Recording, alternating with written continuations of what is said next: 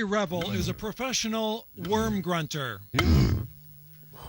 What? Gary and his colleagues are up before sunrise every day, working deep in the Apalachicola forest in a place called Tate's Hell.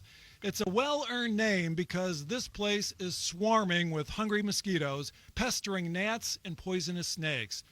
These professional grunters use an implausible method to catch worms that even they admit is like magic. DW pounds a wooden stake called a stob into the ground and levels his 10-pound flat iron over the top. Then he slowly, rhythmically rubs the iron over the stob back and forth. He's making the ground vibrate with this technique, and then suddenly, magically, big fat earthworms start to climb out of the soil.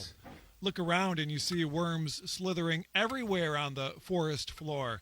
They are like pink gold to these grunters, and the men quickly gather up the harvest in their buckets. There's an art to it, you know. I've tried to teach people how to do it, you know, and they just give up. They say they just don't understand how we can get these worms out of the ground with this stuff. A researcher at Vanderbilt University wanted to understand the science behind worm grunting, so he watched Gary work his magic and concluded that rubbing the stob mimics the vibrations of a mole digging in the ground trying to prey on the worms. So the worms climb out of the earth to avoid being eaten. Ironically, they end up as bait. The worm grunters make about $25 a bucket. They say they're not getting rich, but it pays the bills. You have to be really determined, you know, and it's got to be in your blood to do this kind of work and be comfortable in the forest like we are. And they are comfortable in this no man's land. Gary has been catching worms out here for a half century, so it's no wonder it's in his blood. The magic of worm grunting.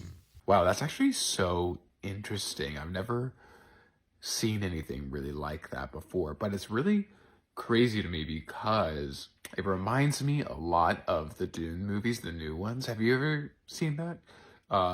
In the Dune movies, they have these sandworms that are a lot like regular worms, but they also like pound on the ground and on the sand in order to get the worms to come out. So I wonder if that's where that idea came from. That's super interesting. Have you guys ever do you guys ever know that this existed, that this is actually a thing? I'd be actually really curious to hear your thoughts. If you guys knew that this was a thing, comment that below. But if you didn't know, what are your thoughts on it? I would love to hear what you guys are thinking about it.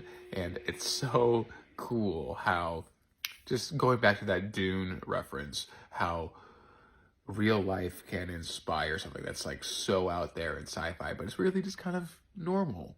Yeah. Comment your thoughts below. Would love to hear it.